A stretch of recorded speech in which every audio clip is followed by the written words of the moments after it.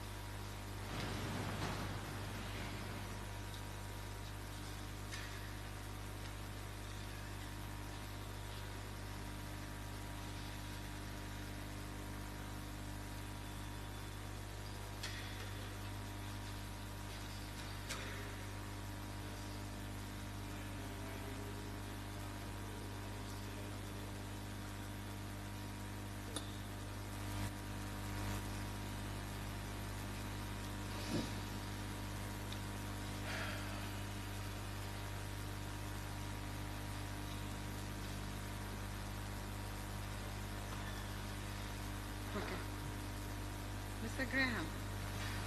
Yes.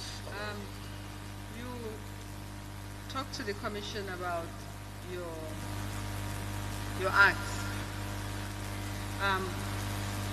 The act was amended in 2010, was it? And the two, Social Security was separated from Housing Finance Corporation.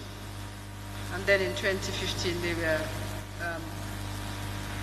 brought back again together. Is that correct? Now, when you talked about the composition of your board as more or less an extension of the government, given the number of public officers that were on it, you were referring to the 1981 Act. Is that correct? No, my Honorable, I was referring to the 2015 Act, the latest Act.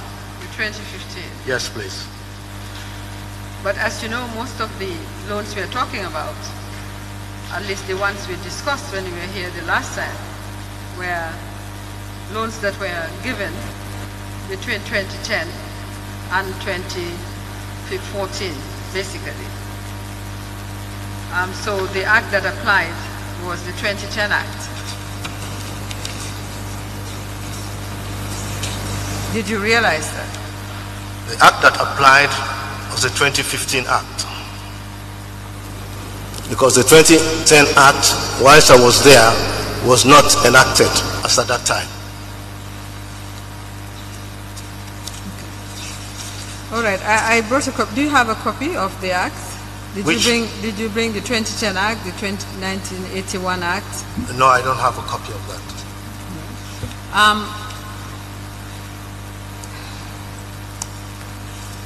I have only one copy, but I'll show it to you. What I have from the Act that I collected from the printers is that on the 28th of May 2010, the 1981 Act was repealed and replaced by Act number 4 of 2010.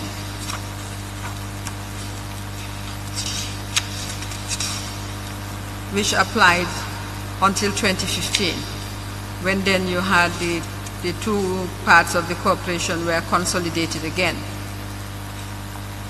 And what I also have, I'm going to show you in a moment, as the composition of the corporation by the 2010 Act, is that you have a chairperson, the permanent secretary of the ministry, it says the governing body of the corporation is a board of directors consisting of a chairperson, the permanent secretary of the ministry, who shall be the vice chairperson, the managing director, a representative of the employees of the corporation, a representative of the employers participating in the Federated Pension Fund Scheme, a representative of the employee members of the National Provident Fund, and a representative of pensioners.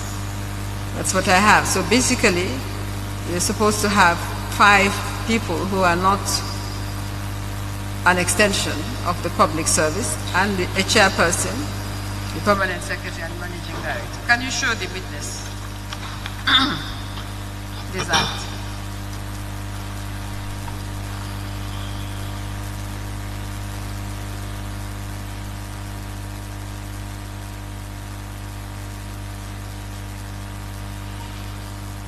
Thank you.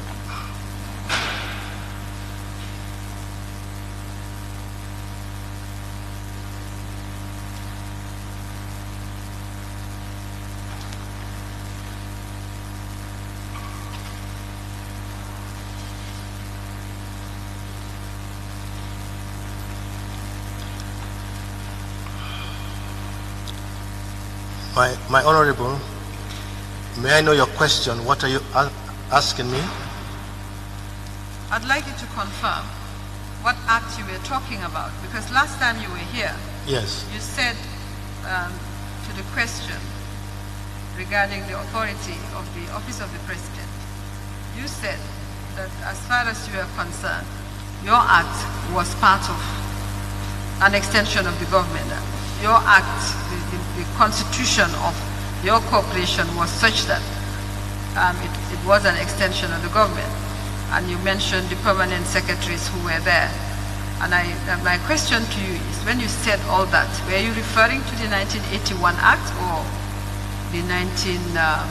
As at the time, I was referring to the 2015 Act.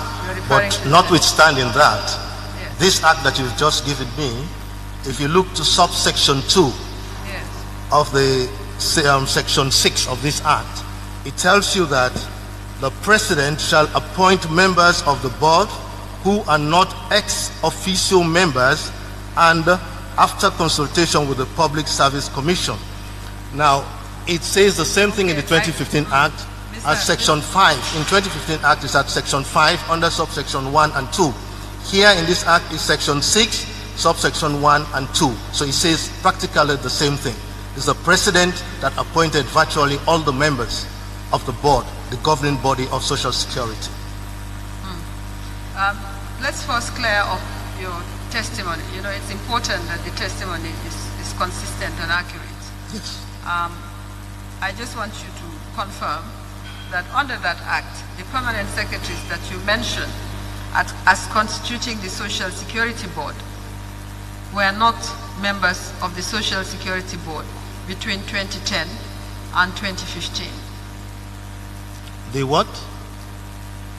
You had said that the Social Security Board had the permanent secretary, Ministry of